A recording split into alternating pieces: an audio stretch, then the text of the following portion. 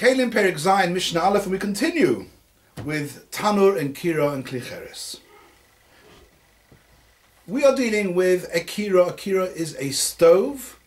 It's a circular, maybe slightly oval-shaped receptacle in which one makes a fire, coal, and other bits of wood, and the pots sit on top of the stove. Let me try and show you a picture. That would be a typical kira. And the kira being a klicheres is mekabel tumah mitoichai. Now, the Mishnah is now going to extend the din of a kira and talk about something called hakalsus shel baalei botim shenifchaso. Most people read this word as hakalosos as if it's a loshen rabim, a plural word. Actually, it's not, because as you can see, the Mishnah itself says the word temeah b'loshen yochid. There's a word called a keles, another word called a kalsus. A kalsus was the base of a kira. So it's like a little table, maybe on the floor or on a table, little table on which one places the kira. We're not dealing here with the tumah and tara of the kalsus itself. The kalsus is not able to be mekabel tumah. But it's a base on which the kira, the stove, sits. And what's happened here is the kalsus itself has collapsed, so that when you want to make a fire inside the kira, you can't put your coals and wood on top of the kalsus itself. You actually got to make your fire inside the kalsus, in the collapsed section, so that now the fire is actually a bit further away from the center of the stove. Says the Mishnah, if it's nifchas pochos mishloisha tvochim temeya, if the depth of the collapsed section is less than 3 tvochim, i.e. when you make your fire and put your coals and pieces of wood inside the collapsed section, so it's not too far away from the stove itself, then temeya, the stove is still mekabel tumah, because one is still able to use the stove with a kalsus. Shu masik milmaton, you can make your fire underneath, in the collapsed section. Ukadera b'shelim milmalon, and the pot which is sitting on top of the stove will still be cooked. Yes, and mikan, if the collapsed section is 3 tvochim or more, now the fire underneath is too far away from the rest of the stove, and therefore the stove is basically a broken stove, cannot be used. Tahira, it is now tahir. Now this Mishnah may seem quite simple. It's actually a little bit difficult to understand, because we know from previous prokim that the stove is mekabel tumas, and the words of Chazal, even tolui b'tzavar hagomel, even if it's hanging round the neck of a camel. It doesn't have to be sitting on the floor to be mekabel tumah. So this stove, which is sitting on this kalsus, albeit that the kalsus is broken, surely shouldn't be worse than a stove hanging on a tzavar hagomel. And yet, for some reason, because this man has decided that this stove has its own kalsus and is to be used with a kalsus, now the stove is dependent on the kalsus. And if the kalsus is broken in such a way that were you to use the stove with a kalsus, the fire is too far away from the stove, the stove, the kira, is rendered to be inoperable, it's broken, and therefore tahir. Carries the Mishnah, and the Mishnah carries on. Nosan Evan, you've got your stove sitting on the broken kalsus, and there's a collapsed section in the kalsus, so now you've got to make your fire at the bottom of the kalsus.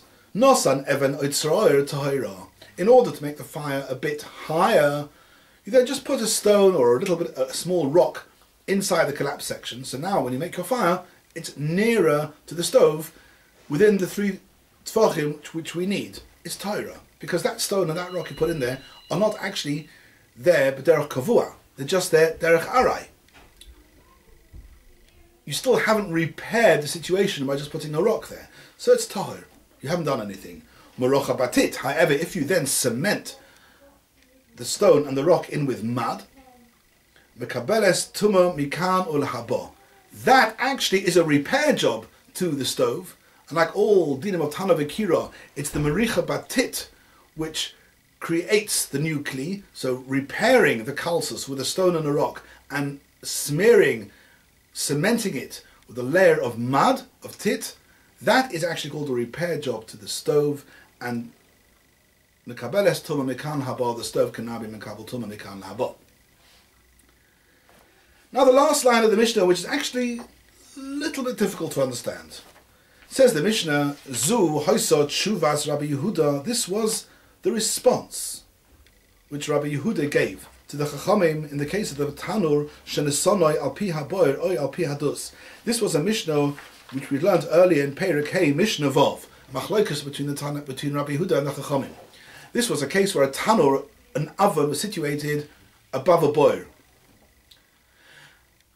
So the base of the Tanur, normally the base of the Tanur is the ground. But here the base, Tanur hasn't got a base because it's suspended above a boil. It's wedged into place by a little stone on the side. But in order to heat up the oven, you've got to make your fire all the way down at the bottom of the boil. Rabbi Yehuda said that it depends how far away the bottom of the boil is away from the Tanur. If you make a fire in the bottom of the boil and it heats the oven up milamala, then that's called a tanur, which is makabel tuma. However, if it's too far away and the heat escapes through the sides as well, then the tanur is tahor. And the Chachamim say, the words of the Chachamim are hoil v'husak mikol mokem tamei. Even though it cannot be heated in that particular way using the base of the boil, it's an oven. An oven can be heated. It's makabel tuma. Says Rabbi Yehuda, this Mishnah, which everybody agrees to, seems to be backing up my view, Rabbi Yehuda's view, that a town and a kira can only be makabel tuma if they are able to be heated by a surface which is a long way away from the bottom of the tanur. If that surface is not too far away, then it's considered that the tanur and kirayim are able to be used and to be makabel tuma. However, if the surface is too far away at the bottom of the boil or the bottom of the keles, of the kalsus, then the tanur is tahor. So this Mishnah, it would actually be a point in case to prove Rabbi Yehuda's view there against the Chachamim's view there, who says that it's not relevant how far away the fire is from the oven. That's the Mishnah as it is. However, this is actually a difficult Mishnah because, and most Achronim do not come to a satisfactory explanation, because when we learned that Mishnah, we said very clearly, this is from the Tosefta and the Rishonim in that Mishnah, that the machlokes between Rabbi Yehuda and the Chachamim about a boil, a tanur suspended over such a boil, was only relevant to what's called a hesek rishon of the tanur. Every tanur, in order to be made a tanur, has to have a first hesek, what we call to fire the oven. That makes it into a tanur. It's that hesek which we're talking about there, when a tanur is fired, thus forming the tanur, does it then have to be close to the ground or close to the surface on which you make the fire? That's the machlokes there. But as far, once you've got your hesek, once you've got your tanur, which is husak, it's made, it's been formed, it's been manufactured, it now doesn't make any difference where it finds itself, even hanging on the tzavar agomel, and therefore it shouldn't make any difference to this din either, about how far the Kedera is away from the base, and therefore this line of the Mishnah is actually a difficult Mishnah and is not resolved satisfactorily, and I believe the Chazon Ish himself remained to the Tzarech Ian.